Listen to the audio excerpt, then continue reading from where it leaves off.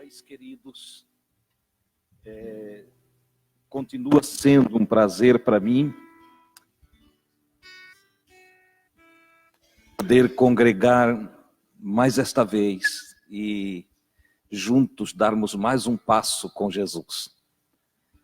Eu não sei se para você, cada um de nós tem um nível de maturidade, tem uma experiência diferenciada, né? Todos caminhamos na mesma direção, mas estamos em estágios diferentes de compreensão, de entendimento, de crescimento nos ensinos de Jesus, né? Alguns estão engatinhando, outros estão já aprendendo a andar, alguns já estão caminhando faz tempo, e enfim, são diferentes os níveis da aproximação com Cristo e da compreensão de toda a proposta do Evangelho. Mas eu vou falar do estágio em que estou. Um pouquinho só. Eu estou em um estágio que o meu coração é cheio de gratidão, cheio de louvores ao Pai do céu. Todos os dias, por todos os lados, para onde eu olho, para onde vou, eu vejo a sua maravilhosa graça manifestada a mim e a todos. Na verdade, eu vejo a graça do Senhor manifestada para todas as pessoas. Para os que já o encontraram, para aqueles que já o entenderam, e também vejo a graça para aqueles que nem se importam se ele é uma realidade ou se é um mito, se é uma história ou é alguém real para eles. Né? Vejo a graça de Deus manifestada até para os ateístas e para aqueles que não têm tempo para fazer o bem. Sabe aquelas pessoinhas que, ou por influência do meio em que viveram, ou por escolha própria, buscaram os males, ainda eles se manifesta a graça do Senhor todos os dias. Por isso eu dou glórias a Deus, eu sou grato a Deus. Agora, para todos nós que já compreendemos o caminho de Deus, compreendemos a proposta de Jesus, essa luz maravilhosa que Deus enviou ao mundo, a vida é melhor.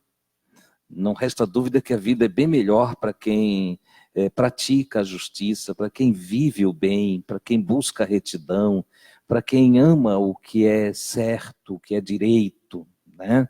Certo que é subjetivo, mas quem ama as coisas direitas, as coisas, a justiça. Essa é a palavra base de todo o conjunto do Evangelho. Por que esses são mais abençoados? Eles têm mais paz. Eles vivem em harmonia com o todo, não estão em guerra. E isso é maravilhoso. O Senhor tem nos deixado a paz. E a paz de Deus tem enchido o nosso coração. Isso é maravilhoso, não é? Bom, hoje à noite nós vamos para o passo de número 112 da nossa caminhada com Cristo.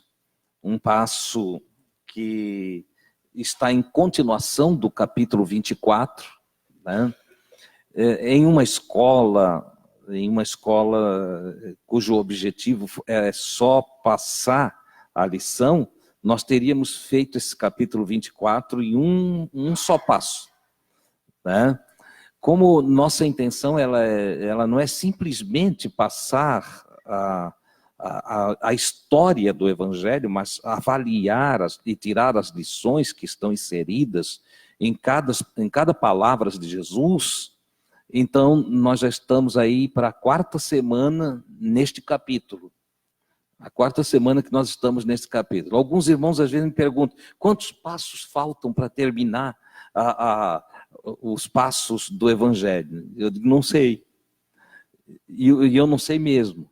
Não sei porque depende do dia, depende do contexto, depende do que vamos tratar. Então, por exemplo, esse capítulo que era para ser um passo, está se tornando 4 e não sei se eu consigo concluí-lo hoje à noite, tá? Mas vamos lá, nós estamos aí caminhando com Jesus, não importa se nós estamos dando espaços no ensino que ele passou. Só para vocês terem uma ideia, o capítulo 24 e o seu contexto anterior e posterior, Jesus, ele falou uma noite inteira para os discípulos. Ele vai para o Monte das Oliveiras e ele está falando uma noite inteira. Entende? Ele diz, nós, às vezes, tem quem reclame que passou de 1 hora de palavras, né? E alguns até invocam a ciência moderna de que as pessoas guardam até 40 minutos. Mais precisamente, diz alguns estudiosos que até 30 minutos é o ideal de uma palestra. E que passando disso é difícil de guardar. Mas nós não temos um tempo tão resumido. É urgente, nós temos muito mais coisas para aprender e nós precisamos expandir isso aqui. Jesus contraria essa ciência aí. Ele contraria ela. Na verdade, essa ciência ela surge só para dar a desculpa a um mundo moderno, entende, de pessoas ansiosas que vivem em correria total e que não sabem priorizar as coisas, não sabem o que é realmente mais importante para a sua vida, né?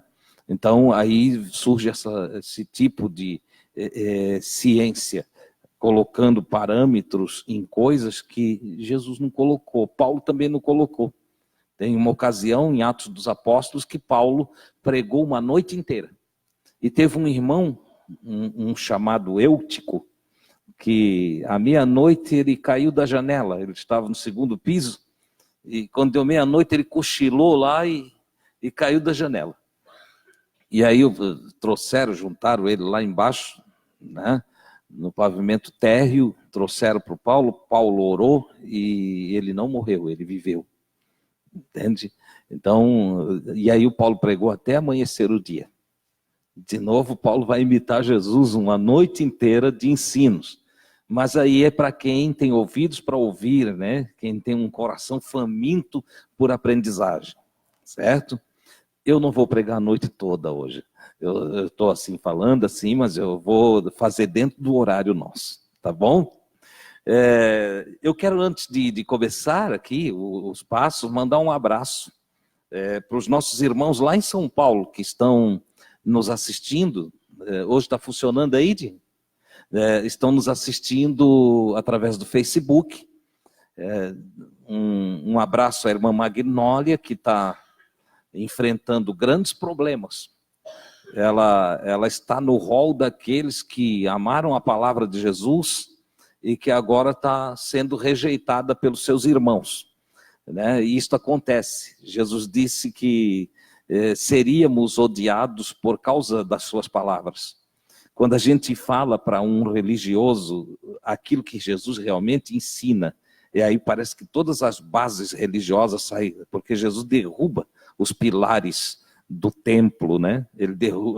Ele destitui a religiosidade e implanta o relacionamento sincero de amor entre nós, seres humanos, e o nosso Deus. Essa é a grande religião, né? Quando eu te amo, você me ama e amamos a Deus. E a Ele servimos de todo o coração. Nenhuma outra coisa chamada religião pode se encaixar dentro desse padrão. E aí, quando a gente não está conforme a religiosidade dos religiosos, eles nos odeiam. Mas nós os amamos, certo? Eles não nos suportam, mas nós suportamos eles. Tá?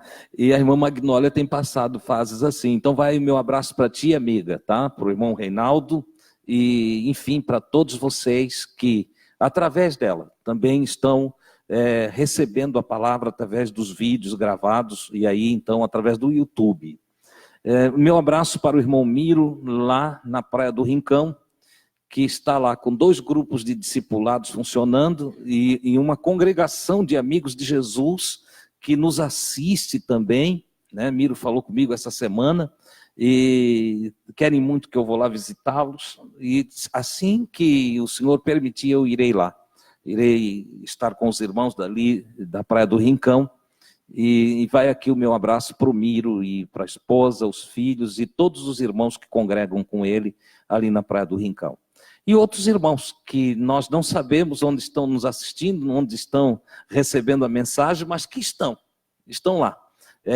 Ligadinhos, né? Tem uns que estão assistindo vídeo por vídeo, passo por passo, retomando tudo. E isso é maravilhoso. Amém? Então, voltando aos passos com Jesus, hoje o passo de número 112. Nós, na continuação, então, agora a partir de Mateus 24, versículos 32 em diante, Marcos 13, versículos 28 em diante, e Lucas 21, 29 ao 38. A Escritura nos diz assim, na continuação. Lembrem que nós estamos dentro de um contexto. O contexto começa no capítulo 24, quando os discípulos apontam o templo para Jesus e dizem, olha, mestre, que bonita construção, que arquitetura maravilhosa. E Jesus então diz para eles que não vai ficar pedra sobre pedra que não seja derribada.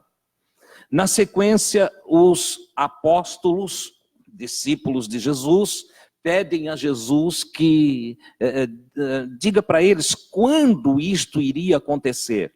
E também pedem que ele fale de alguns sinais da sua vinda. E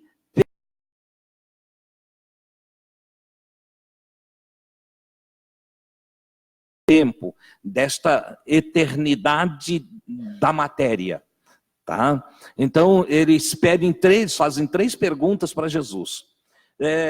Do Mateus 24 até o Mateus 31, Mateus 24, do versículo 1 até o 31, Jesus responde as duas primeiras perguntas. Tá? Ele responde as duas primeiras perguntas. Então ele diz que Jerusalém vai ser sitiada, vai ser destruída, enfim. Eu acho que eu só estou recapitulando para nós entrarmos aqui, né? E depois ele diz também, aí dentro desse contexto, alguns sinais que vão anteceder a sua vinda. O seu retorno. E aí ele fala de potências do céu abalada, estrelas, meteoros caindo, sol se escurecendo, lua também, entende? São sinais da sua vinda.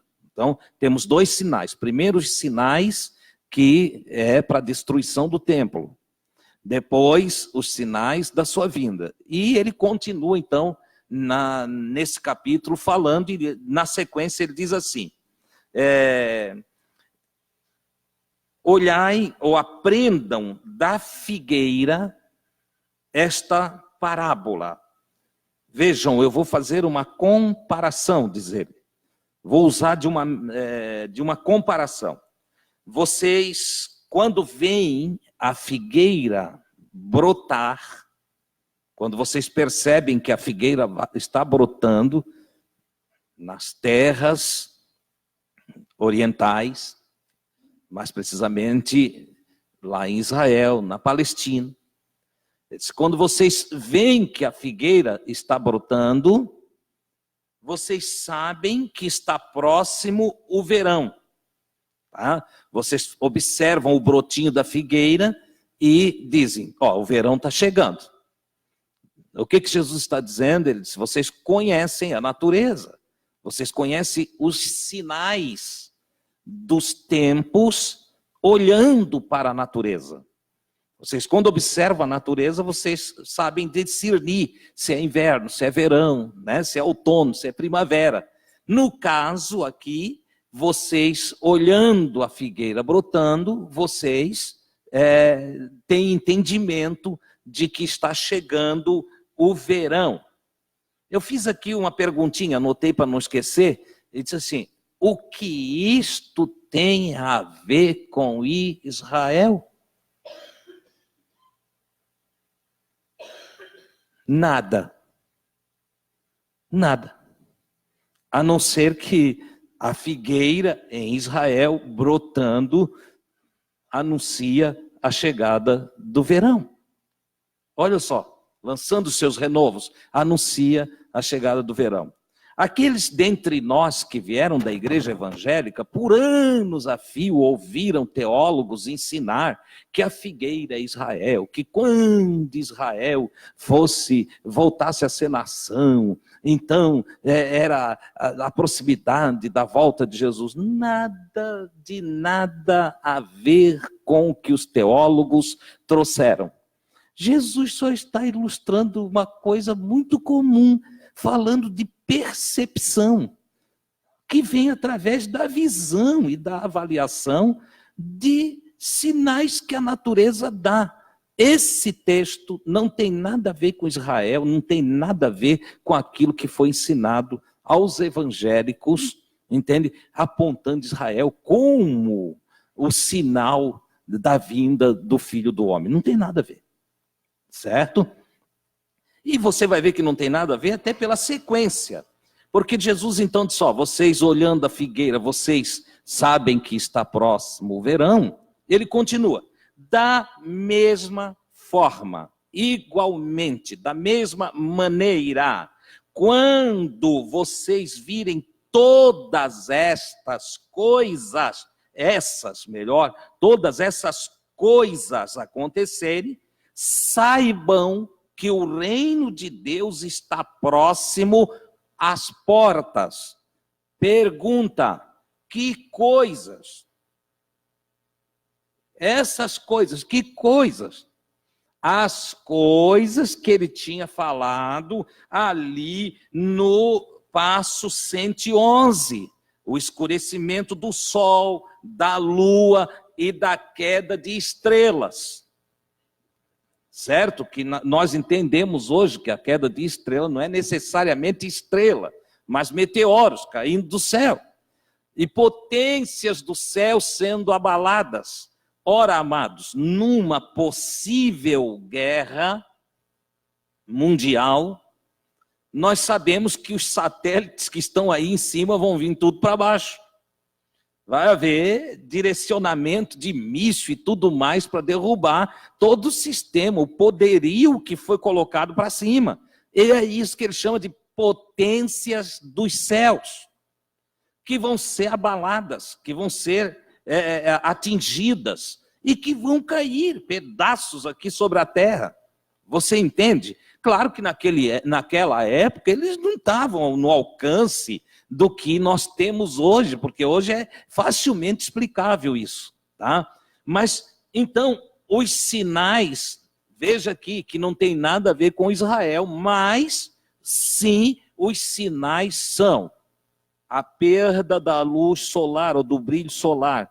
Isso já tem cidade aí que o sol já não aparece mais normalmente, porque a poluição cobriu tudo, entendeu? A lua não dará a sua luz. É outra questão que temos aí, também por causa de poluição e tantas outras coisas aí que tem acontecido no planeta Terra, certo? Há um abalo, sim, de todo o ecossistema. E Jesus estava falando disso, que quando estivesse perto do seu retorno, essas coisas estariam acontecendo. Coisas que para 2000 anos atrás era impensável. Provavelmente quando Jesus falou essas coisas, eles ficaram ali boquiabertos, olhando para Jesus, dizendo, mas como? Como que pode uma coisa dessa? Entendeu? Isso é equivalente à leitura do Apocalipse com suas pragas. E com os acontecimentos que assusta tanta gente, porque não consegue fazer uma leitura da coisa que está tão natural a nós.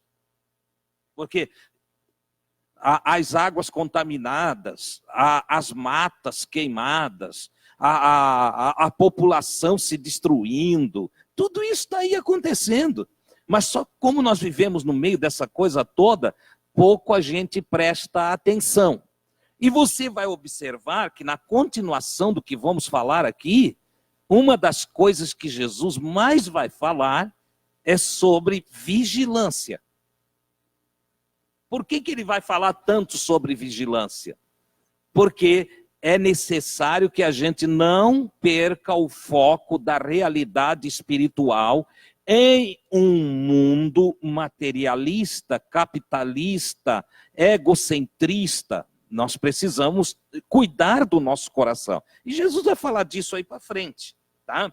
Então aqui Jesus está falando, ele não está falando nada de Israel, mas falando do conhecimento natural da chegada do verão, tá? E o discernimento dos sinais nada mais é do que aquilo que você ouviu no passo de número 111, certo? Ele continua, em verdade lhes digo, agora, veja só, tem que entender a leitura. Ele está falando do segundo sinal, que é o da sua vinda. E agora ele vai voltar a falar da primeira pergunta deles. E a primeira pergunta deles é: quando é que vai ser destruído o templo? E Israel vai ser invadido? Lembram disso? Passo de número 110, versículo de número 3. Olha só.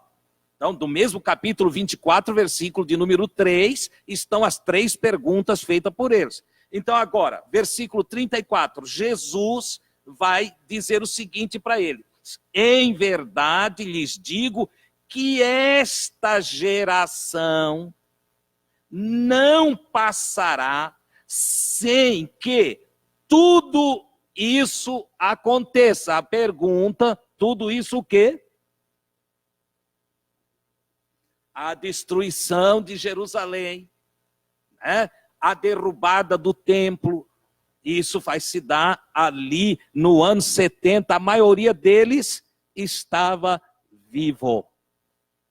Cumprindo-se a palavra de Jesus, que aquela geração não passaria. Então veja que esta geração que os teólogos fizeram em cima da figueira sendo Israel, não se cumpre, não tem razão de ser, não faz sentido. E se fosse, já teria passado.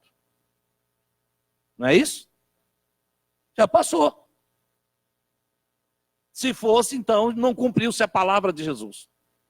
Se fosse Israel, o renascimento de Israel, a formação da nação de Israel. Não tem nada a ver. Jesus está falando de algo que é lá. Ó, não passará. Ele está conversando com os apóstolos. Olha que eu vou dizer para vocês. Não passará essa geração. Essa gente, esses contemporâneos de vocês vão ver acontecer o que eu estou falando para vocês. Olha só.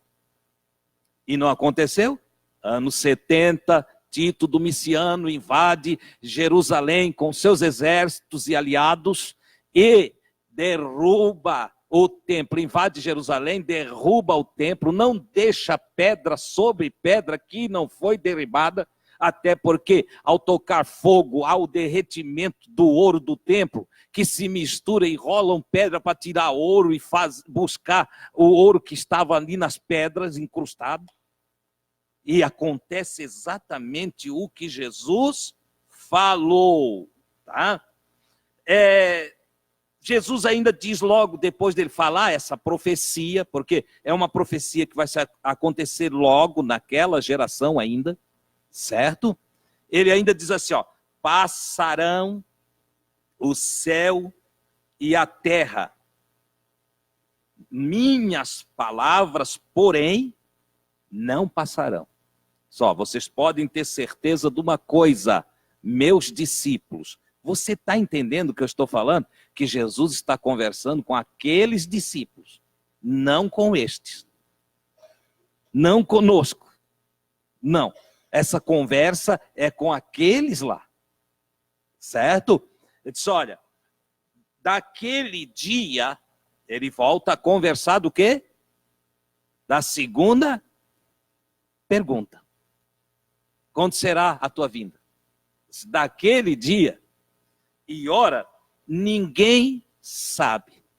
Aí tem muita gente que diz assim, mas Jesus não é Deus? Como é que ele não sabe? Entendeu? A questão é outra.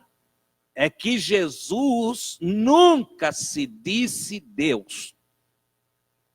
Não, não, senhores. Pelo contrário, Paulo vai explicar e diz que ele se esvaziou da sua divindade. Não é isso? E se fez homem. Então Jesus, filho de Maria, não se apresenta como Deus. E não tem os atributos da divindade. Ele não tem. Ele não era onisciente, ele não era onipresente, ele não era onipotente. Ele não era nem oniparente. Porque Deus é oniparente. Deus, todas as famílias da terra são família de Deus. Certo? E Jesus era oniparente? Não. Ele era brasileiro? Não. Era americano? Não. Era israelita? Sim. Então ele era um israelita. Então nós estamos falando de um homem. A teologia insiste em nos apresentar um Deus homem. Mas não é a verdade. Nós estamos falando de um homem.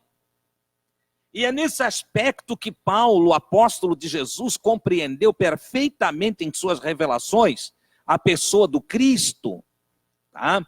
E ele diz que Jesus é o segundo Adão. Ele é a origem, a gênese de uma nova raça, uma nova humanidade. Ele diz, o primeiro Adão, que nós lemos aí, Adão, no singular, um homem, mas a palavra Adam, no hebraico, lá nos originais, entende? Nós vamos ter o quê? Adão, humanidade, a gênese da humanidade. Certo? A primeira raça, a primeira humanidade, toda pecou. Toda ficou destituída da glória, desobedeceu, deixou os princípios divinos. E é nesse sentido que, então Paulo diz, mas vindo o Senhor, que é o segundo Adão, é a gênese de uma nova tribo, de um novo povo, de uma nova família, conhecida na terra como igreja, congregação de Deus. Ele é a gênese dessa nova raça, uma raça que está embrionariamente se desenvolvendo para um aperfeiçoamento e vai estar vivendo a ressurreição, de tal maneira que vai chegar às dimensões da glória de Deus. Essa é a realidade. Estamos sendo aperfeiçoados para estar plenamente com Deus. Mas Jesus é homem.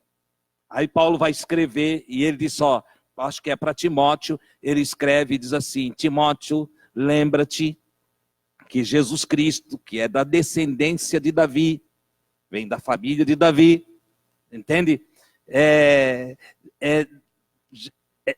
homem segundo o meu evangelho. É um homem. Não é Deus. É homem. Sabe por quê, irmão? Se Jesus fosse apresentado para nós como Deus, como poderia ele exigir que nós tivéssemos a vida dele? Seguíssemos os passos dele? Nós íamos olhar e dizer, para ti é fácil, Jesus. Para ti é fácil. Tu faz o que quer, realizas o que queres, mas ele diz que não. Ele diz diferente. Ele diz as obras que eu realizo não são minhas. Ou seja, eu não faço por mim mesmo. Elas não emanam de mim mesmo, mas são sinais que o Pai me deu para eu realizar, para vocês crer em mim. Crer no quê? Que eu fui enviado do Pai para vos ensinar o caminho. O escritor aos Hebreus depois vai dizer que ele chegou aqui evangelizando nós, seres humanos. Jesus é o primeiro evangelista de verdade que veio na direção do Pai, orientado pelo Pai, obediente ao Pai, fazendo a vontade do Pai e ensinando-nos como viver. Paulo escreve isso para o Tito e diz assim: a graça, o favor de Deus se manifestou, trazendo salvação para todos os homens e ensinando-nos que, renunciando à impiedade e os desvios, o pecado, vivamos no presente século, na presente era, sóbria, justa e piamente. Olha o ensino de Jesus. Olha o ensino de Jesus. Viva com sobriedade, com moderação, com inteligência, com sabedoria, com equilíbrio. Seja sóbrio. Esse é o ensino. Estou aqui um resumo de todo o ensino do Cristo. Tá? Segundo, seja justo. Seja justo. Pedro vai escrever e ele diz que aprendeu com Jesus que só o justo se salva. E se só o justo se salva, aonde aparecerá o ímpio? Olha que coisa interessante. Depois, piamente. Viva com piedade. Na vida piedosa, a vida com Deus, a vida de amor, a vida no exercício da misericórdia, da benignidade, da bondade. Olha que coisa maravilhosa. Então, entenda, Jesus Cristo, mas como é que ele lia pensamentos? Jesus lia pensamentos. Lia ou não lia?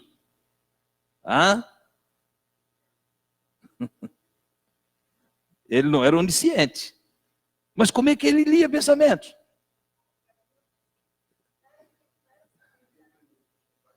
Sim, sim. Hein? Ele, na verdade, não lia pensamentos. Ele tinha revelações da parte de Deus do que o outro estava pensando. Quer um caso igualzinho de Jesus no Antigo Testamento? Quando Naamã, o sírio, foi curado da lepra, certo? Ele voltou na casa do profeta Eliseu e ofereceu presentes para Eliseu. E Eliseu, homem de Deus, que não trabalhava por dinheiro, porque o homem de Deus não trabalha por dinheiro. Eu já falei aqui, quando vocês veem alguém pedindo dinheiro, tome cuidado, porque ele não é de Deus, não. Isso aí, quem lê a Didaquê apostólica, que é um pergaminho mais antigo do que os livros do Antigo Testamento, entendeu? Está lá, os apóstolos aconselham as igrejas a não receber apóstolos que pediam dinheiro. Olha só, se um apóstolo vir ter contigo, está lá na Didaquê, e pedir dinheiro, ele não é de Deus. Não o recebe. Não o hospede. Olha só. Entende? A maioria da pastorzada que tem aí hoje, entende? Não passava pelo crivo apostólico. Entende? Porque só o que sabe é pedir dinheiro. Entendeu? Então, Eliseu, homem de Deus, que tinha o mesmo espírito do Cristo e o mesmo espírito apostólico, quando Naamã quis presenteá-lo, porque foi curado da lepra através do seu ministério, ele disse: esta não é ocasião para eu pegar presente. Se eu oro por ti, Jesus te cura, Jesus te liberta, Jesus te dá uma graça, e tu, muito alegre, queres me dar presentes, eu não devo aceitar.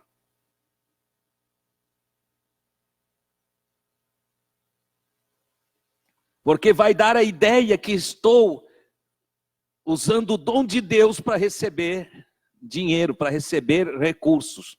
Eliseu sabiamente disse: esta não é ocasião para receber presente. E não aceitou.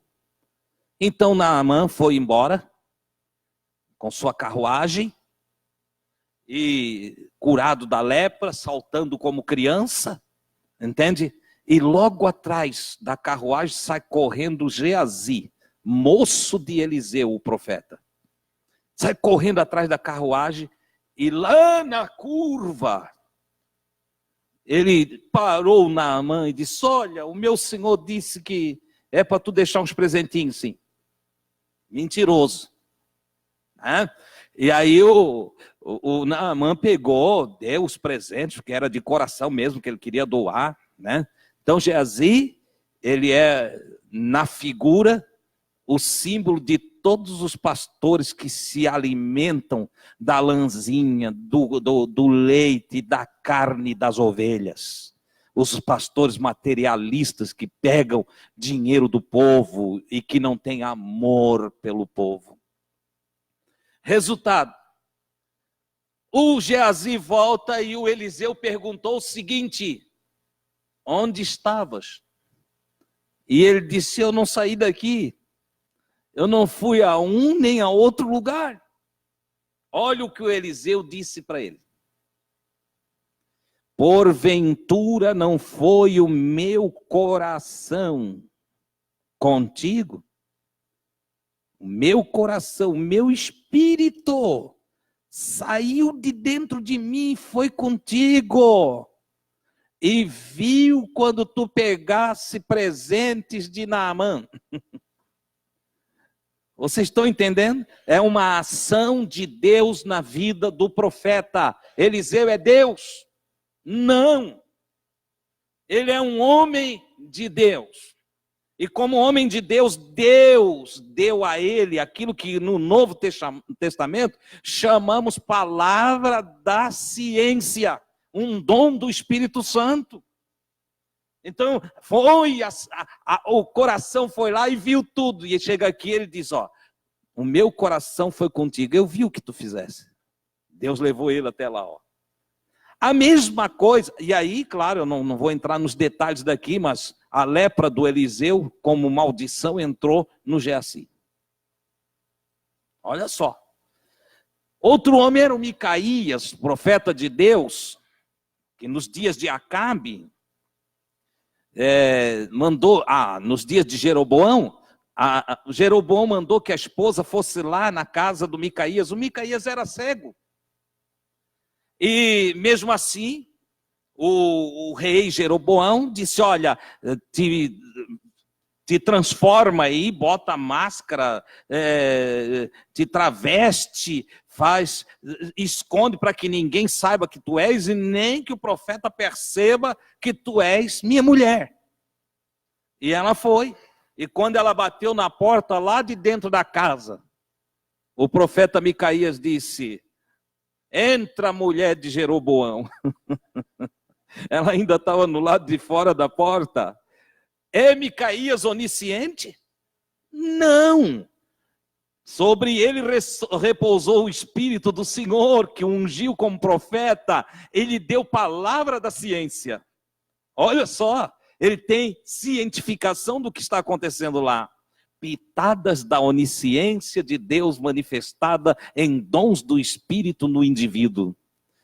É isso que ocorreu com Jesus. Sobre Jesus a plenitude de Deus desceu.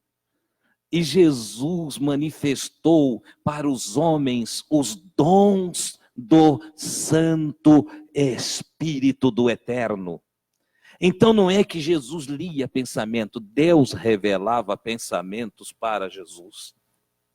Não é que Jesus escolhia fazer as coisas por si mesmo, não, Deus agia através de Jesus. Então nós temos um homem que entregue totalmente à vontade de Deus, é usado por Deus de uma forma que nos admira. Mas esse homem, ele está servindo de medida, de parâmetro, de protótipo para todos nós. O que Deus quer é que a gente obedeça a Deus para Ele nos dar tudo que Ele deu para Jesus. Deus quer que nós herdamos o reino com Jesus, sendo Jesus o primogênito de muitos irmãos. A família de Deus é grande e tudo que Deus deu a Jesus, Ele quer dar para nós. Ele quer que herdamos com Cristo. Por isso Paulo escreve, diz que somos co-herdeiros. Herdamos juntos com Cristo. Louvado seja o nome do Senhor. Você está entendendo? Eu estou dando essa explicação para que você compreenda. Jesus Cristo, homem. Homem que entregou-se a Deus, que não pecou. Por isso pôde entregar-se no nosso lugar. Porque se ele fosse Deus, na condição de Deus, com os atributos de Deus, nem morrer não podia. Como é que se mata Deus? Como é que se mata a vida? Não dá. Ele precisou ser homem para poder morrer. Então, como profetizou o sumo sacerdote, é necessário que um homem, não um Deus, um homem morra por todos os homens. Olha só, ou um homem morra pela nação. Olha que coisa extraordinária. Então, queridos, daquele dia e hora ninguém sabe, nem o filho na sua condição humana. Olha só, nem o filho, eu também não sei, mas só o pai. Só o pai que sabe. Se o pai não revelar, nem eu não sei. É isso que Jesus está dizendo.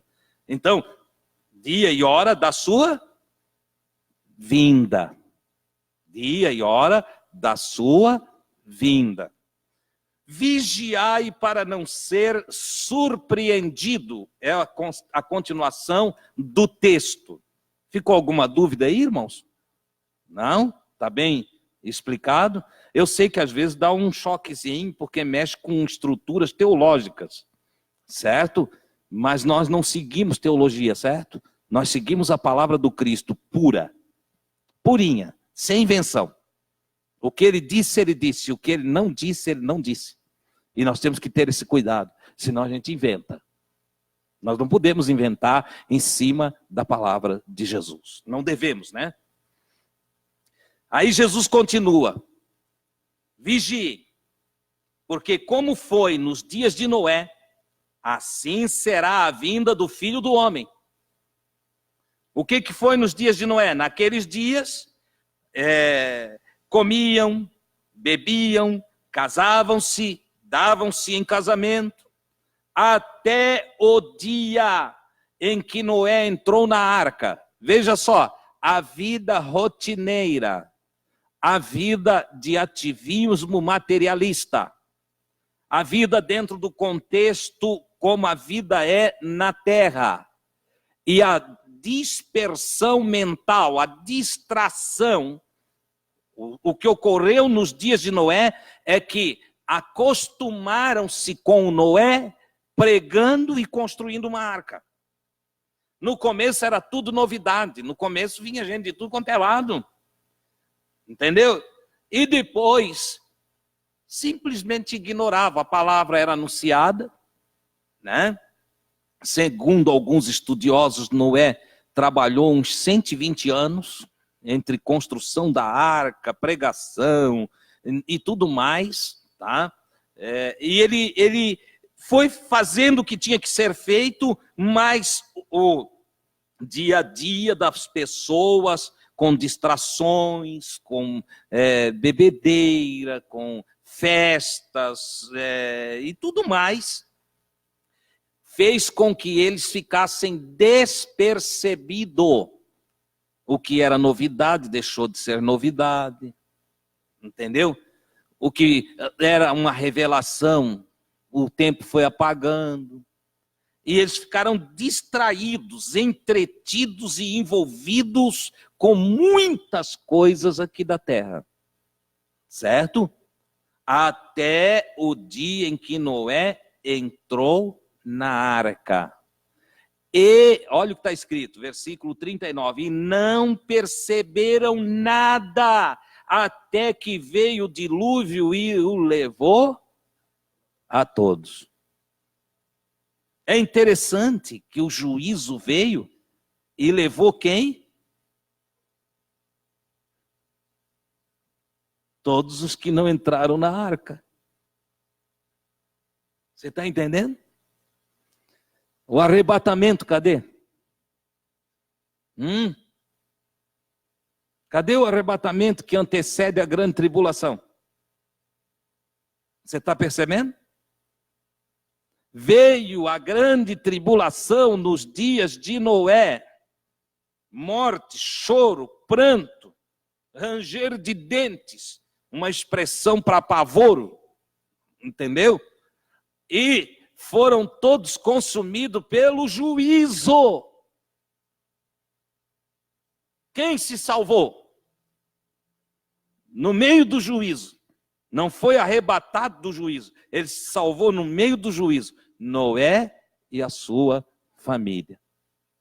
Por quê? Porque estava vigilante, apercebido, porque não caiu na mesmice do entretenimento, da distração, da vida materialista, da vida de correria, da vida daqueles homens antediluvianos.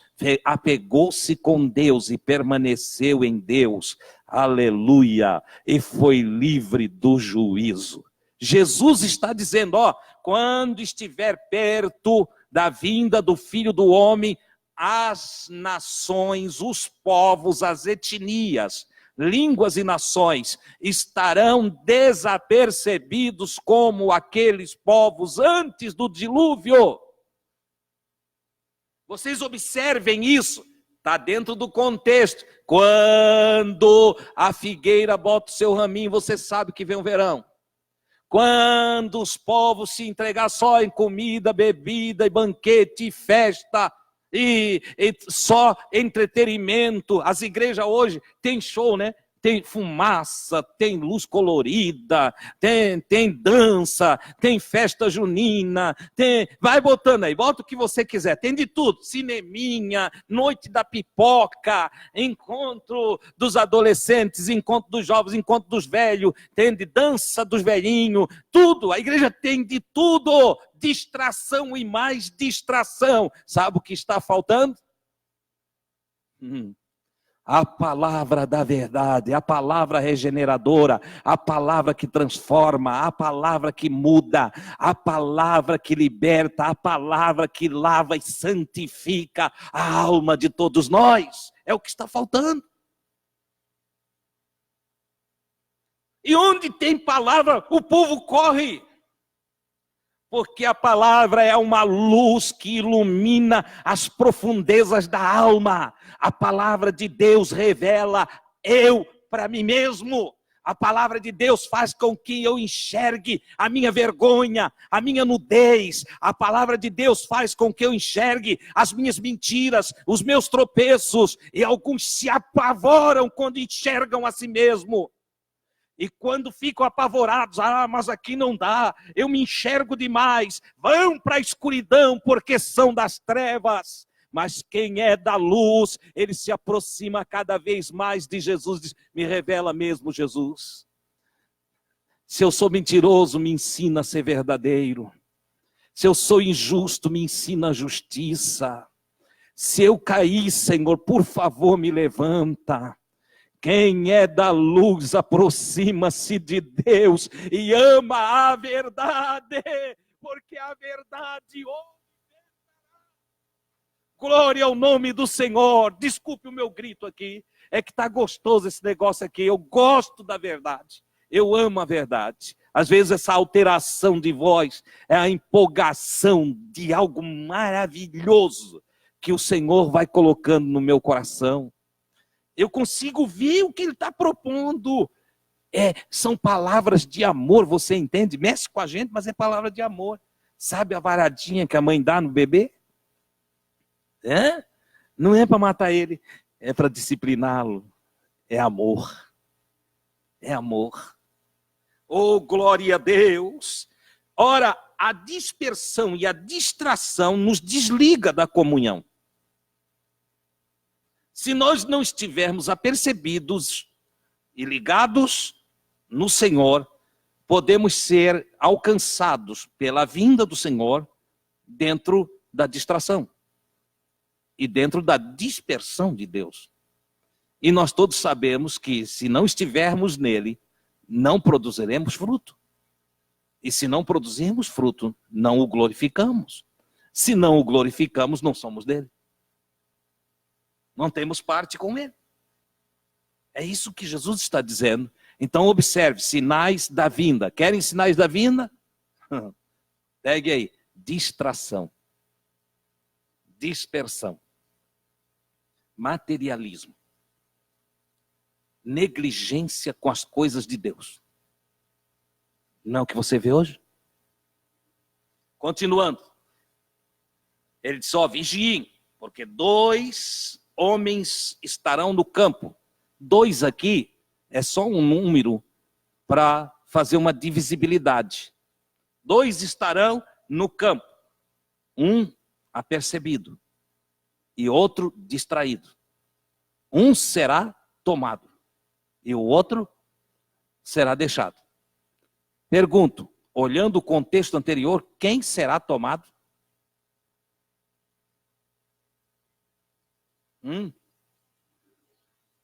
O distraído.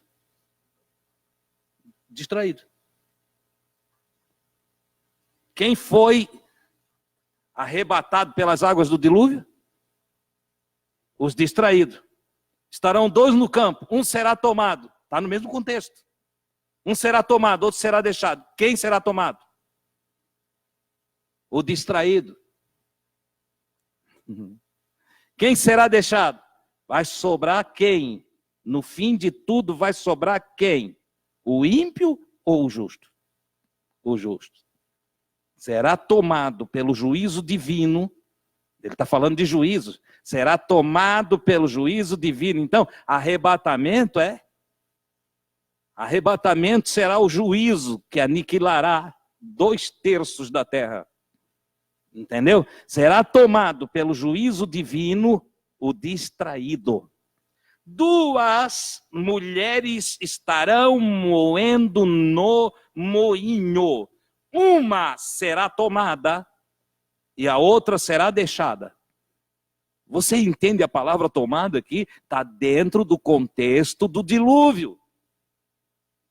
Quem será tomada? A distraída, a desapercebida. Essa será levada pelo juízo divino. Essa aceitará aquele sinal do materialismo, entendeu? O 666. Essa receberá, entende? E esse receberá o 666. Mas quem tem a vida 777?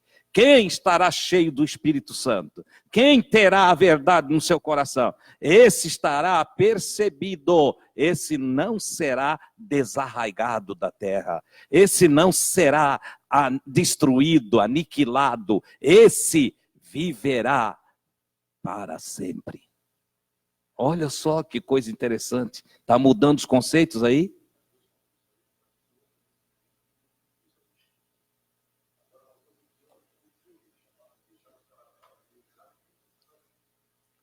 É só ver quem fez o filme, né? O filme Deixados para Trás é exatamente o contrário, porque ele é de cunho teológico. E a teologia sempre implantou um arrebatamento que antecede a grande tribulação, implantou que os crentes são privilegistas e que os crentes vão sair antes que qualquer mal aconteça. Só que a teologia esqueceu que os apóstolos morreram degolados, queimados em fogueira. E por quê? Eles não eram melhores do que nós? Ou nós somos melhores do que eles? Não. É que Deus não tem privilegismo para ninguém. No mundo, embaixo do sol, o sol é para o justo e para o injusto. No juízo, temos a parábola do joio para confirmar tudo o que estou falando. Quem que é ajuntado? Quem que é ajuntado? Quem que é arrebatado na eira? O joio. Ele juntou o joio na eira, atou em feixes e lançou no fogo. Destruiu. É o joio. É o distraído. Entendeu? É o destemperado. É o infrutífero. É o ramo cortado da videira que não produz fruto. É o que não glorifica a Deus nessa vida. Ele será arrebatado pelo fogo do juízo. Claro que aqui fogo tudo é metafórico. Entendeu? Não é aquele fogo que os irmãos tinham na mente, né? Ficava o crente, porco no rolete de Deus. Entendeu? Não, rodando no inferno a vida toda, queimando, grandes coisas. Para que Deus quer isso? Entendeu? Não, é o fogo da extinção, da inexistência. É o lago da destruição, do aniquilamento. Isso é o que a Bíblia traz. É o lixão, vale de Inom, é o Geena. Entendeu? É isso aí. É o Hades, a destruição nas partes inferiores. Que não é céu, é aqui. É a destruição. Estão entendendo, irmãos? Aí alguém disse assim, mas então se morreu se acaba, não precisa servir a Deus. E quem que disse que morreu se acaba? E o trajeto entre a saída do corpo e a chegada do juízo? O aniquilamento está lá no juízo. E quando será o juízo? Quando será o juízo final? E onde andará o ímpio em sua trajetória fora do corpo? Onde estarão os maus daimons, os maus gênios da humanidade fora do corpo? Então não é assim, morreu, acabou. Não é isso que estou falando para vocês. Eu estou falando que haverá um aniquilamento, mas só depois do juízo. Não é? Ao homem está ordenado morrer uma só vez. Vindo depois disto, o juízo. Então, antes do aniquilamento, o juízo. Então não é assim, tem outras regiões a serem trabalhadas, por onde perambulam os espíritos desencarnados. Você entende? Precisamos ter entendimento para não cair na ladainha religiosa, teológica, que não tem base bíblica, mas é cheia de invencionices, de homens que inventaram em cima da palavra do Cristo. É isso que eu quero que vocês aprendam a verdade. Bom, continuando, ele disse, olha, um será deixado, uma será deixada, um será levado, outro será levado, entendeu? Aí ele disse assim, ó, vigiem, portanto, porque vocês não sabem em que dia vem o Senhor de vocês. Ele deu sinais da vinda. Deu sinais da vinda. Sinais. Observa, ó, como o brotinho da figueira que brota, você vê o verão. Quando você vê o sol tendo problema, a lua tendo problema, as águas tendo problemas, entendeu? Quando você vê os povos distraídos, vivendo como nos dias que antecederam o dilúvio, destaque-se como foi nos dias de Noé. Uma das grandes evidências dos dias de Noé foi a violência. Quando você vê a violência, o sangue sendo derramado sobre a terra, olha o que estamos vendo. Ele disse, levantai os vossos olhos. Olhem, olhem, porque tá para ver se levantar o olho, porque ele não vai vir de lá não, tá? O céu não é longe. Tá bom? O céu está perto. Ó, o reino dos céus está com vocês. O reino de Deus está dentro em vós. Então, mas esse levantar os olhos é prestai atenção, vigiai. Estejam atentos, apercebidos. Recebam a instrução, tenham entendimento. Sejam sábios. Os dias são maus. Andem com sabedoria.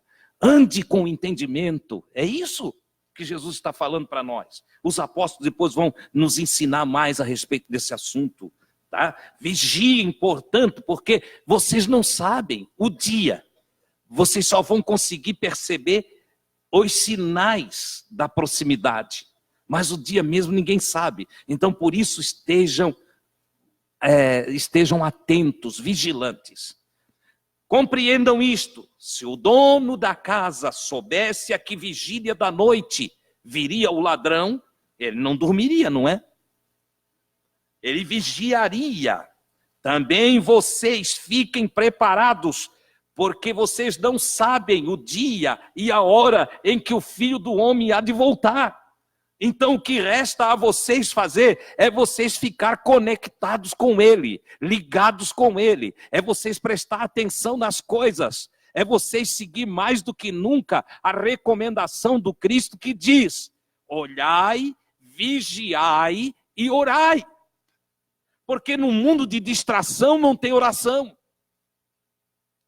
No mundo de distração não tem vigilância. Quem está distraído não vigia. No mundo de distração não tem observação. Não existe observação, não se apercebe. No mundo famigerado por informações, embriagado por novidades, no mundo guloso por ver coisas novas, de olhar que não se cansa de ver. A dispersão a respeito de Deus é grande, e a distração relacionada às coisas de Deus é de uma dimensão incalculável. Ele disse: mas vocês que estão sendo instruídos por mim, essa instrução está indo aos apóstolos. E qualquer um de nós que for inteligente diz: eu vou tomar para mim também essa recomendação de Jesus. Eu não vou viver distraído, eu vou vigiar, porque eu também não sei o dia e a hora. E eu percebo que os sinais estão aí. Para mim, mais do que nunca, está muito pertinho de Jesus voltar. Todas as coisas me mostram que Cristo em breve virá. Porque está igual nos dias de Noé. Ele continua: compreendam isto. Ou melhor, se o dono da casa soubesse, ele vigiaria. Não é mesmo? Atenção, vigiem, pois não sabe quando será o momento. Vocês não sabem, ele está dizendo. Então vigiem.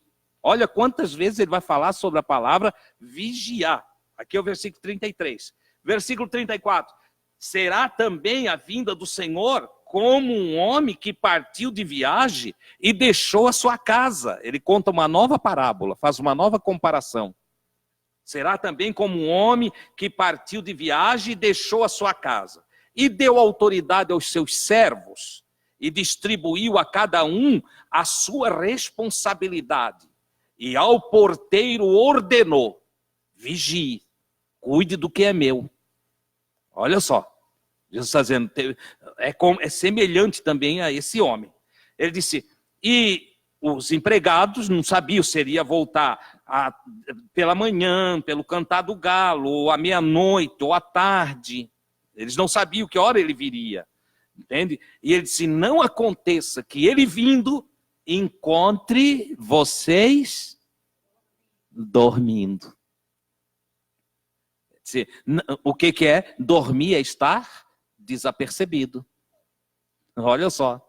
Então ele disse: não aconteça que quando o dono da casa voltar, encontre os empregados desapercebidos, distraídos. Olha só. Continua ele: e que digo mais a vocês? Digo a todos. Agora vale para nós também. Digo a todos. Vamos fazer um coro aqui? E o que digo mais, digo a todos. Vigiem. Vigiem. Alguém disse que a oração é a coluna principal da igreja. Eu sou obrigado a discordar. Sou obrigado a discordar. Porque Jesus falou muito mais do vigiar do que do orar.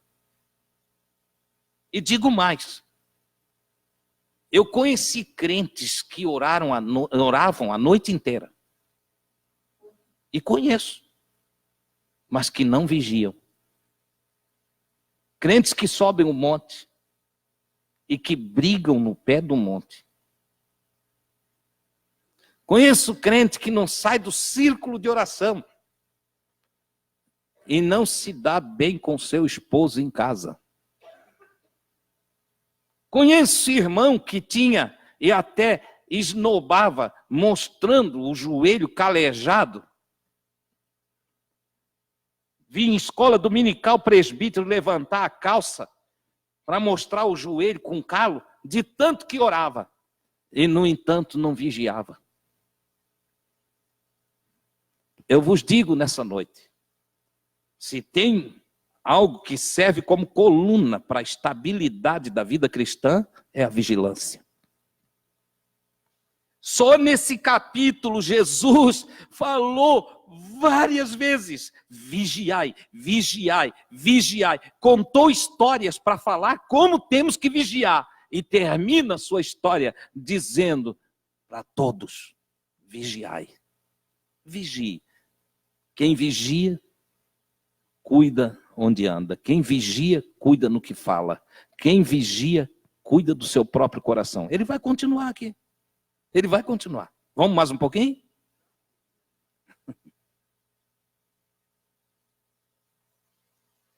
Ele continua. Ele vai falar agora de uma outra parábola, a parábola do mordomo. Uma outra história para ilustrar tudo que ele está falando. Como eu disse, ele está falando isso tudo numa noite só. Tá? Ele diz, quem é, pois, o servo fiel e prudente, que o Senhor... Você entende, ele contou aquela história lá que um patrão deu cargos, trabalhos, serviços para servos. Tá? E agora ele vai fazer uma indagação em cima daquela história. E ele diz assim, quem é, pois, o servo fiel e prudente que o Senhor constituiu sobre a criadagem para dar-lhe o alimento em tempo oportuno? Quem é os servos que o Senhor constituiu sobre os seus servos para alimentar os servos? Quem é mordomo? Feliz daquele mordomo, daquele servo que o Senhor, ao retornar, o encontrar assim ocupado. Assim como? Usando seus dons e talentos para abençoar ao próximo, obedecendo a ordem do Senhor. Usando os dons e talentos não para se promover, não para aparecer, não para ter cargo, não para ter título. O título mais lindo que alguém pode alcançar nessa vida aqui é o título de irmão. Irmão. Meu irmão, minha irmã. Quem é aquele que está lá na frente falando? É o nosso irmão Adilson. Mas a gana pela ostentação e pelos títulos proibidos por Jesus. A ninguém na terra chameis de mestre. A ninguém na terra chamais de pastor. A ninguém na terra chamais de pai. Não. Porque um só é o vosso pastor, o vosso guia, o vosso Senhor, o vosso mestre, a saber, o ungido de Deus, o Cristo. Só Ele é. E vocês são irmãos uns dos outros. Vocês são irmãos uns dos outros. Quem não é irmão não é nada no reino. Quem não é irmão não é nada no reino. Ah, quem é o senhor? Eu sou o apóstolo. Ah, é? Coitado, não é nada. Quem eu sou? Eu sou o pastor presidente da igreja, não sei das quantas. Grandes coisas. Que pena, ele não é irmão. Não é irmão. É? Tem uns aí que até querem ser mais, né? Já tem tudo, tem arcanjo. Arcanjo. Arque. Prefixo para príncipe dos mensageiros. Arcanjo. Olha só. Entendeu? Arcanjo realmente tu não faz parte da minha família. Não és meu irmão. Não és meu irmão. Vocês, porém, não serão assim, disse o Cristo, mas vocês serão irmãos uns dos outros. E aquele dentre vós que quiser ser famoso, grande, seja o servo de todos. Sabe como é? Você quer ser famoso? Sabe como é que Jesus permite ganhar fama? Você sair por aí lavando pé de velhinho, de velhinha. Entendeu? Você sair por aí limpando a casa dos outros. Sou tua empregada hoje à noite, sou teu empregado hoje. Entende? Você sair por aí repartindo o seu pão, a sua comida, no jejum mais agradável a Deus que tem, repartindo o que tem em casa com o outro. Oh, glória a Deus. Ele disse, aí vocês serão irmãos uns dos outros e a fama de vocês vai correr, não porque vocês vão sair divulgando a fama de vocês, mas porque um vai dizendo para o outro, olha, o irmão foi lá em casa, limpou o meu quintal todo, eu não podia, eu estava doente, e ele limpou o meu quintal. A irmã fulana esteve lá em casa, ela soube que eu estava doentinha, foi lá, limpou a minha casa toda. Mas por que ela fez isso? Eu não sei, é um amor que ela tem no coração, ela fez isso aí. Essa mulher é cheia de Jesus. Oh, glória a Deus. Tem alguém lá no hospital? Não tem ninguém para ficar lá. A família está trabalhando, não pode, o patrão não deixa. Mas a irmã é livre. Se eu fico aqui à noite contigo, eu fico aqui. Jesus disse, esses são os que se assentam no meu lado, porque quando fazem a um desses pequeninos, fazem para mim. Quem é, pois, o servo fiel e prudente, que quando seu senhor voltar, o achará fazendo assim? Digo a todos, ou melhor, ele vai encontrar o culpado dessa forma quando chegar? Usando seus dons e talentos para ajudar ao próximo? Em verdade lhes digo, ele, o Senhor, o constituirá essa pessoa sobre todos os seus bens. Sabe o que é isso? Se quando eu voltar, os que estiverem fazendo assim, eu vou dar uma parte do meu reino para eles. Eles vão herdar o meu reino. Oh, glória a Deus! E ele continua, mas se um mau servo disser no seu coração, o meu senhor tarda. Jesus não vem agora não vai voltar já não. E começar a maltratar os seus irmãos, a espancar os seus companheiros. E a comer e beber em companhia dos bebedores, dos beberrões. O senhor daquele servo virá em dia imprevisto, num dia que não está marcado, e numa hora ignorada, uma hora que ninguém sabe, e o partirá ao meio. Essa era uma punição entre os povos antigos. O homem malvado, o homem que não tinha honra, ele era partido pelo meio. E o partirá ao meio, ele imporá a sorte dos hipócritas ali, no juízo, no dia do acerto de conta. Haverá choro, muito pranto, e ranger de dentes. Desespero, agonia, aflição, porque ali, quando o sol da justiça se manifestar, toda a escuridão da mente, da consciência, será dissipada. E toda a verdade a respeito de cada um de nós virá a nós. Nós mesmos nos enxergaremos. Se formos bons, nos alegraremos. Mas se formos maus, seremos partidos pelo meio. Aquela espada de 2 fios que é a palavra de Deus, ela penetrará até a divisão da alma e do espírito e rasgará.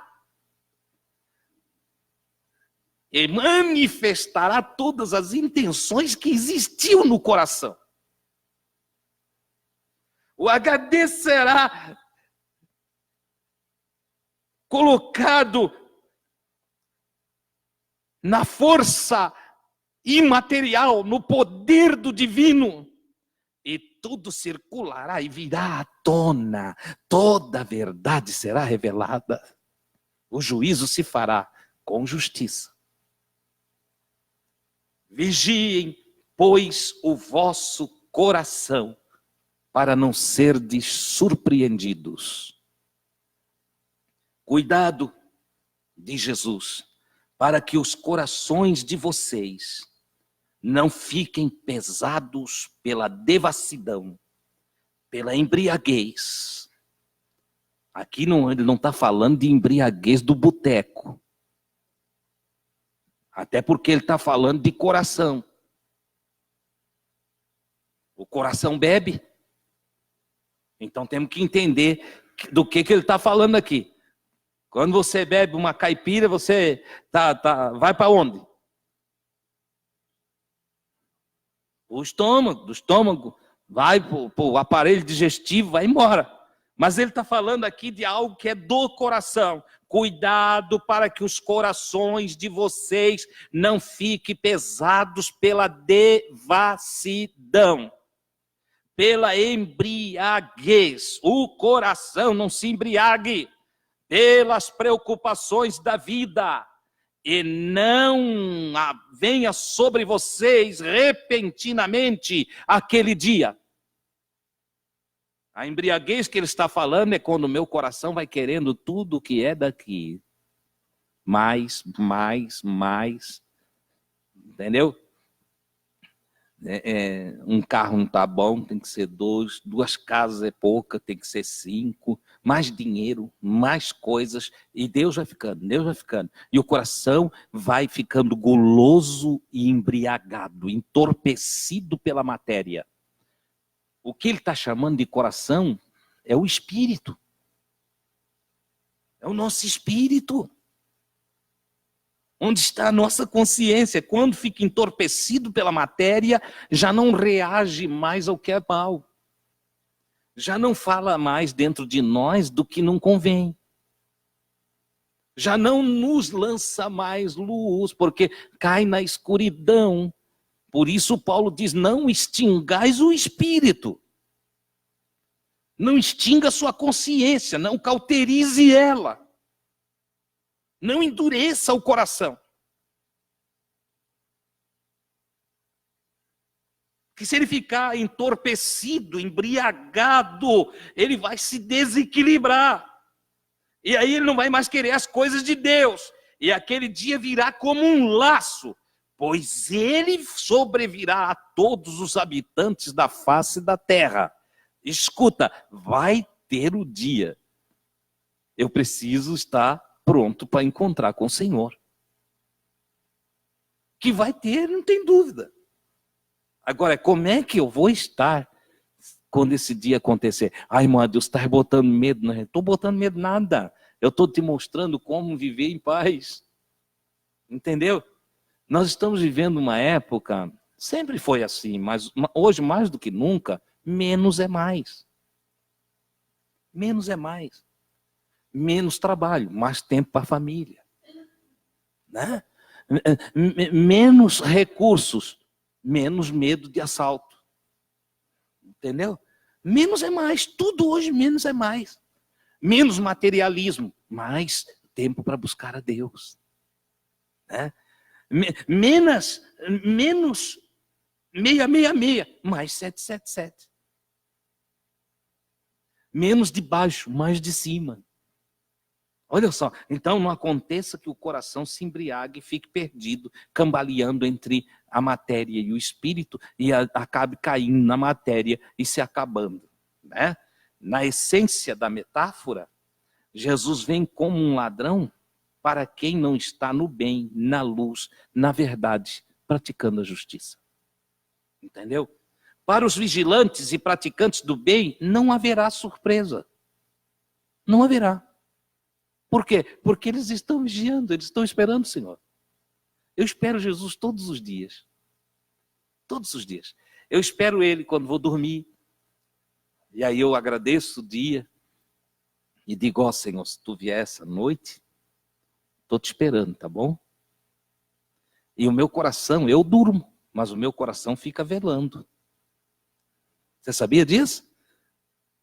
Porque o meu subconsciente está cheio da palavra de Deus. E aí quando eu durmo, eu até sonho com as coisas de Deus. Porque eu estou o dia todo meditando nas coisas de Deus. Quando eu acordo, quando tomo consciência de que ainda estou na terra, eu abro o olho. E a primeira coisa que vem é, obrigado, Senhor. E Senhor, eu não sei o que Tu vais querer fazer através de mim hoje, mas eu estou à Tua disposição. Se tem pessoa precisando de ajuda, Senhor, põe ela no meu caminho. Se tem alguém precisando de um conselho, Senhor, põe ele diante de mim. Se Tu quiseres que eu vá em algum lugar, revela para mim. Você sabia que Deus revela? Deus revela. Deus já mandou eu sair daqui e ir lá em Florianópolis levar mensagem para um irmão que estava se perdendo. Eu nunca tinha visto ele na vida. Nunca vi ele, não sabia o nome, nada. Mas Deus me mostrou aqui e disse, vai a Florianópolis. E eu fui. E cheguei lá e encontrei o homem. Porque Deus não é Deus de confusão. Não pense que o irmão Adilson é especial, não. Eu sou como você. Mas eu estou aguardando a volta de Jesus. Aleluia. Eu creio que Ele virá. E eu estou aguardando Ele. Eu vivo para Ele. Eu vivo para Ele. Eu também asso churrasco, eu também tomo meu vinhozinho, eu também saio para sorrir com os irmãos, mas em todo lugar Jesus está presente.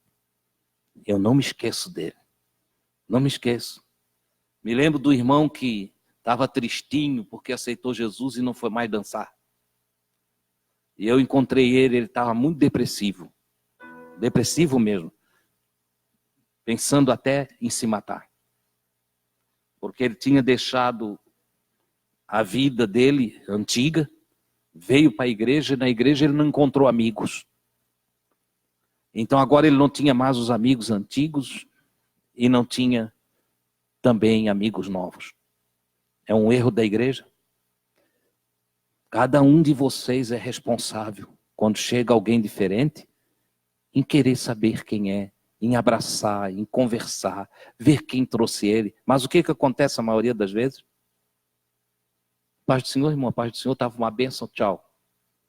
Nem olham para ninguém, nem conversam com ninguém. Que cristianismo é esse? É assim que é Jesus? Não. Então aquele irmãozinho ficou dentro da igreja muito aflito, muito angustiado, porque perdeu todas as bases que ele tinha. E eu o encontrei. Depois de muitos anos o encontrei, fiquei feliz de encontrá-lo. E perguntei como ele estava e ele abriu o coração para mim, na beira de uma rua. E eu disse, aí logo vi que ele, sem chão, eu disse, por que tu não vai dançar? Ele disse, não, mas agora eu não posso mais. Eu disse, mas por quê? Não, porque agora eu sou crente. Eu disse, rapaz, vai lá rever os teus amigos. Queres que eu vou contigo? Ele disse, tu vai? Eu disse, vou. Quando é que é lá? Não, é toda sexta-noite, acho que era sexta-noite, né, gente? Sexta-noite. Aí eu convidei até o Jair, disse, Jair, vamos comigo. Se eu ir para o inferno, tu vai junto. É porque vê o pastor, né? vê o líder entrando lá no salão. O que eles fizeram mesmo, né, gente? Ó, tá nessa noite aqui, o pastor Adilson junto conosco aqui. Me apresentaram lá. Entende? Mas eu vi o meu amigo se alegrar. E resultou em muitos outros amigos servindo Jesus. Entendeu? Resultou. Até um amigo lá, ainda conversei com ele essa semana, o nosso irmão Mário. Deve estar nos ouvindo no Rio Grande do Sul. Entende? E eu louvo a Deus pela vida do Mário. Né? E por toda a sua família. Amigos queridos que tivemos o prazer de conhecer. E o nosso irmãozinho que estava tristinho, mudou de vida, veio aprender de Jesus, congrega conosco até hoje. Entende? É uma bênção. Você entende? Você entende? Bem-aventurado o servo que... Vocês pensam, eu não sei dançar, eu nunca aprendi a dançar. Eu não tenho ritmo. Entende? A Gui gostava de dançar, quando casou comigo, bateu uma tristeza nela. Entende? Ela achou que tinha pegado um pé de valsa, pegou um pé de cadeira, porque não sai nada. Não sai do lugar. Entendeu? Mas, olha só, por um irmão eu danço. Você entendeu? Não é pela dança, é por um irmão. Por um irmão. Quanto vale uma alma? Certo? Aqui está a questão, bem-aventurado. Aquele servo que quando o Senhor achar, o encontrar fazendo assim. Jesus termina dizendo o seguinte, fiquem acordados, portanto, orando em todo momento, para terem a força de escapar de tudo que deve acontecer e de ficar de pé diante do Filho do Homem. Olha só, vocês estão aprendendo. Vão e pratiquem. Ponham em prática. Não criem barreira para ver o outro feliz. Não criem barreira para abençoar. Não criem barreira para amar, para ajudar, para abraçar. Porque quem ama conhece a Deus e está em Deus. Amém, queridos? Vamos agradecer essa noite. Passei 9h35, mas consegui acabar o passo de número 112. Nós vamos ao 113, capítulo 25, na continuação. Nessa oração nós vamos orar também pelo Elson e pela Sandra. Eles precisam da ajuda do Senhor. O Elson é meu primo, cunhado, aliás, e a Sandra, né?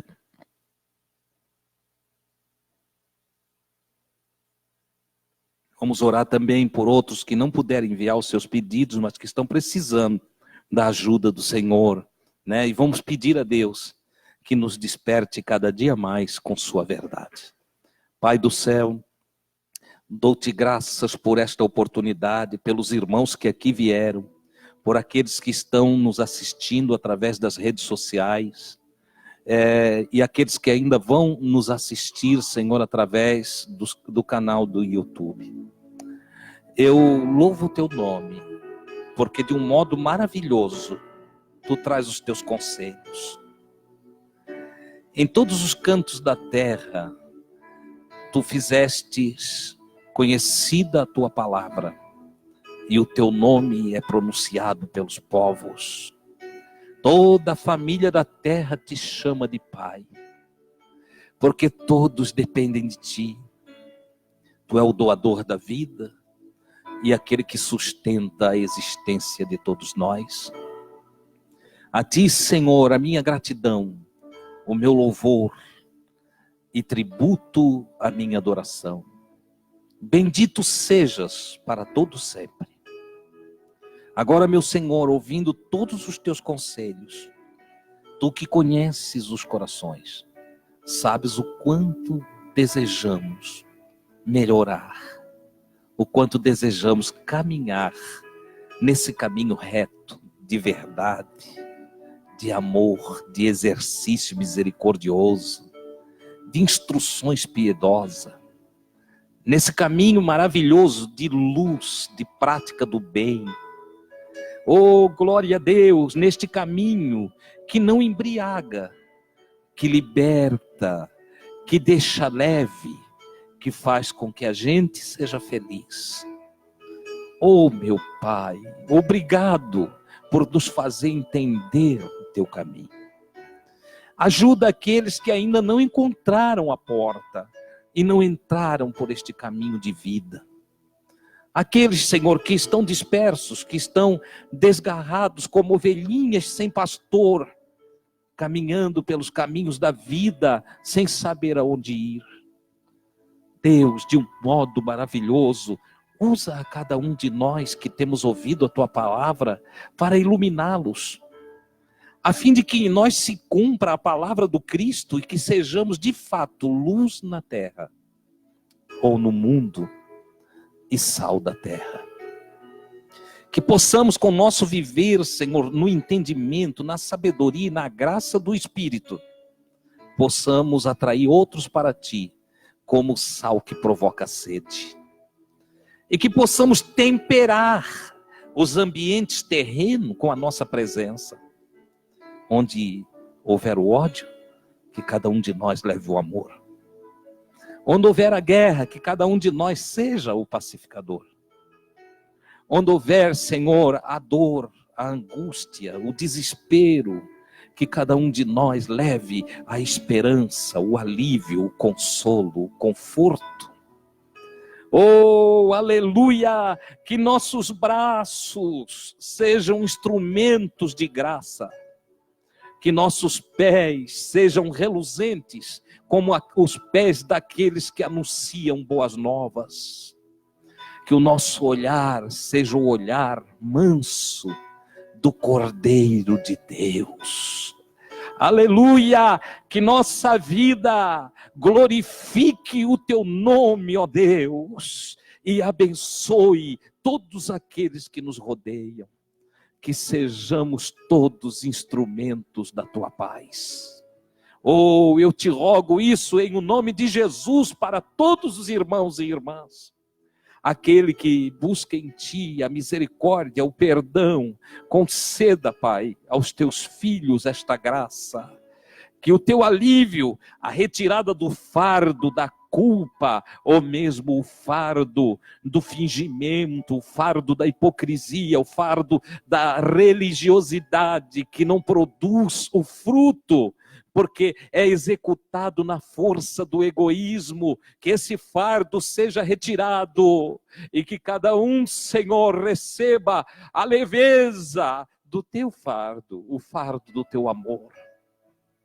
Que cada um ponha o jugo que una a si mesmo ao Cristo de Deus. É o que eu te peço nessa oportunidade. E oro pelos que estão precisando de ajuda. O Elcio, a Sandra e tantas outras pessoinhas, Senhor, que estão carentes de ti. Irmãos e irmãs que não puderam enviar um pedido de oração, que não puderam rogar por si mesmos, eu clamo diante de ti, Senhor, ajuda o meu irmão, a minha irmã que está nos assistindo em casa agora, ou aquele que ainda vai nos assistir. Seja abençoado o teu filho, a tua filha, a sua família. Seja abençoado todos os teus servos em todos os lugares na face da terra. Por Cristo Jesus, o Senhor, eu clamo a ti. Graças a Deus.